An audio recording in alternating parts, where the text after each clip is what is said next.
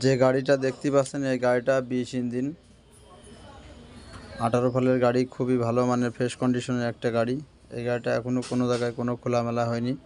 এটা সালে আছে আপনার 2023 সালের 12 মাসের, শুকনো চাষ করা হয়নি। গাড়িটা খুবই ভালো মানের। এই গাড়িটা বিক্রয় করা হলো। দেখতে পাচ্ছেন যে টুল বক্স দিয়ে টাকা গুনাগুনি চলছে। এই গাড়িটা বিক্রি হয়েছে 1,63,500 টাকায়। একদমই নতুনের মতো একটা গাড়ি।